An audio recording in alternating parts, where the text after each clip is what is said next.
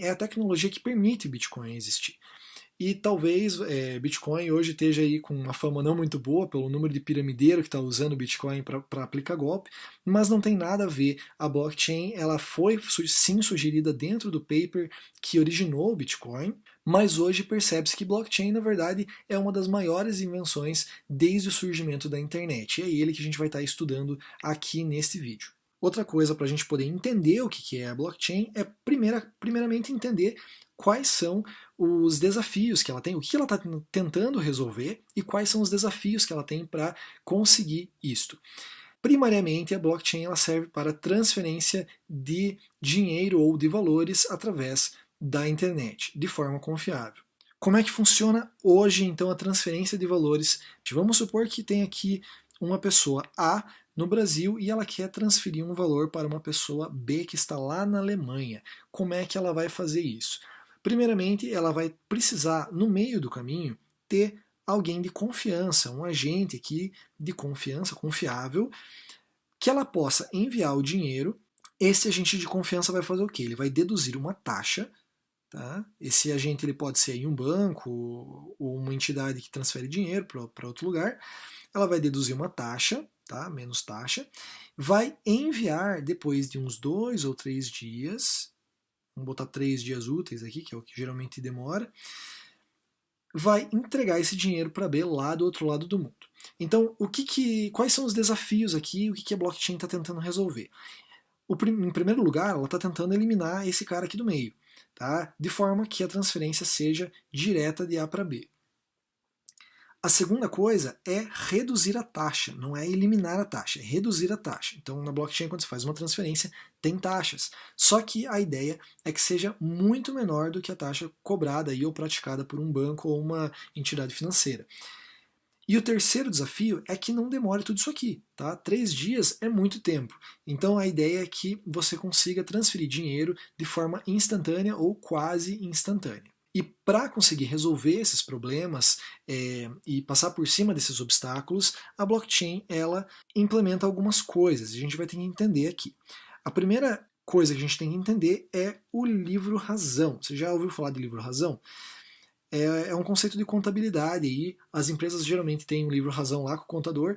E o que faz esse livro-razão? É um registro de toda a movimentação financeira.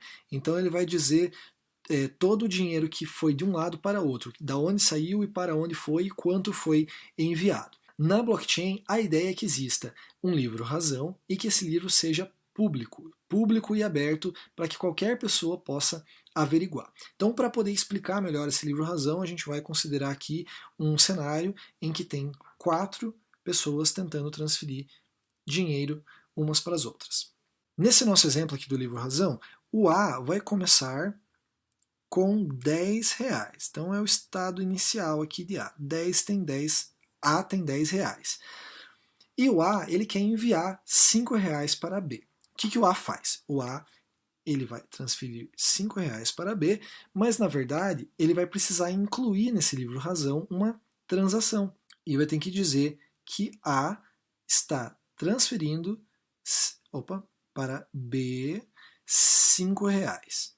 E a outra coisa que ele vai fazer é que depois que essa transação ela está no livro-razão, vai precisar ser interligado com a transação ligeiramente anterior. Vamos supor agora que B vai enviar para C 3 reais. B vai então fazer um pedido de inclusão no livro-razão aqui de uma transação para C de 3 reais. Legal, e daí vai interligar com a transação ligeiramente anterior. E, por fim, C vai tentar enviar para D 1 real. E C vai pedir para incluir no livro razão uma transação para D de 1 real. E vai interligar com a transação ligeiramente anterior. O segundo conceito aqui da blockchain é que este livro-razão ele pode ser copiado pelos membros da rede. Então, cada um dos membros pode ter uma cópia local. Então, A pode ter uma cópia deste livro-razão com ela lá. O D pode ter aqui uma outra cópia deste livro-razão. e cada um dos nós pode ter a cópia do livro razão, de forma que se somente um membro da rede se desligar da rede, ainda assim existe o livro razão porque ele está em outros computadores. Só que com isso gera-se um problema adicional. Todos os membros da rede que têm uma cópia do livro razão, elas precisam ver a mesma cópia, precisa ser sincronizada. Então, isso em um sistema distribuído é um problema. Sincronização de dados é sempre um problema em sistemas distribuídos.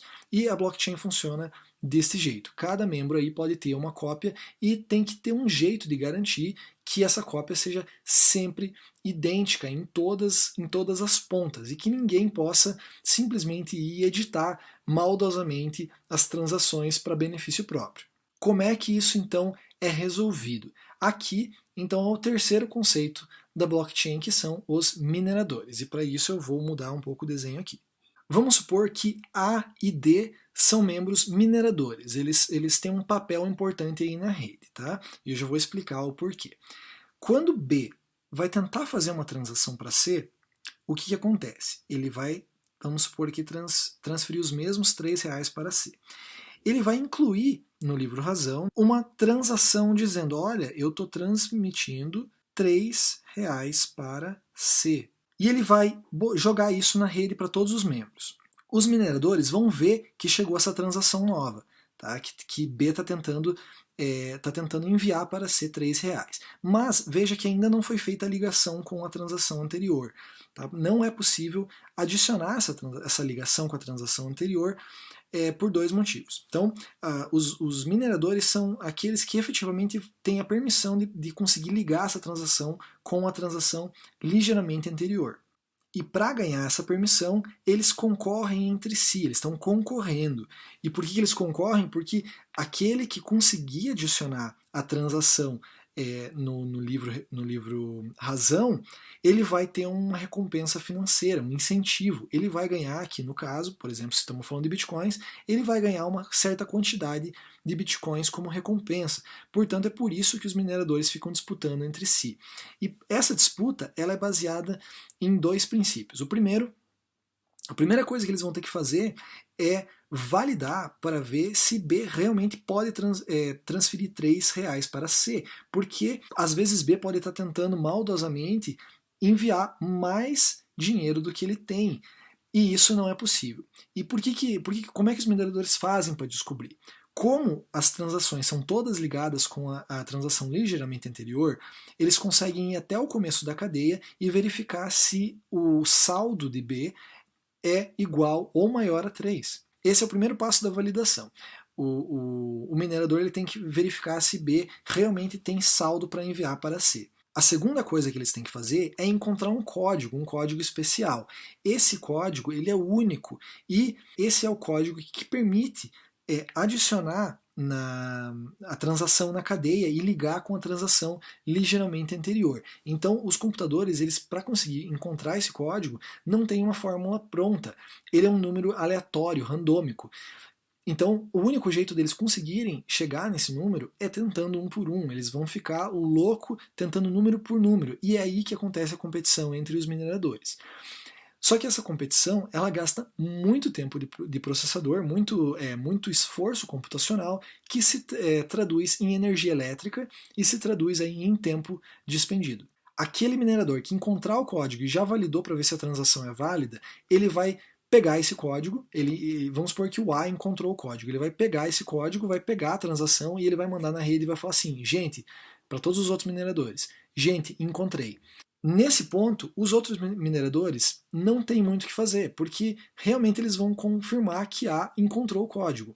Este código ele é um código muito difícil de ser encontrado, mas uma vez que ele seja encontrado, é muito fácil de você validar que ele é o código verdadeiro.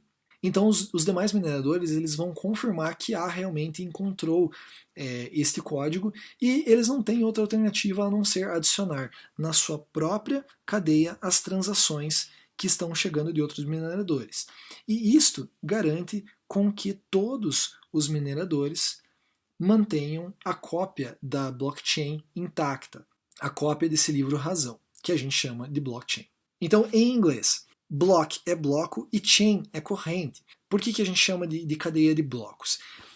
Cadeia é porque as transações estão todas encadeadas. E blocos é porque essas transações elas são agrupadas, na verdade, em um grupo grande de transações antes de serem adicionados na blockchain.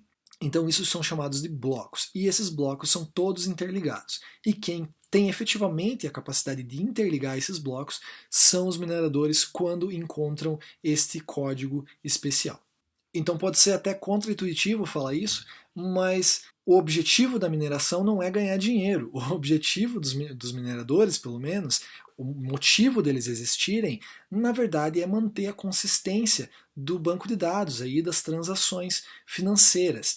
É exatamente essa competição computacional que mantém a integridade do livro-razão, que a gente chama de blockchain. E isso garante com que todos os membros da rede vejam sempre o mesmo livro-razão, sempre idêntico, em qualquer ponto da rede. É claro, essa é uma explicação bem simples do que é a blockchain, é um modelo aí conceitual de como que foi arquitetado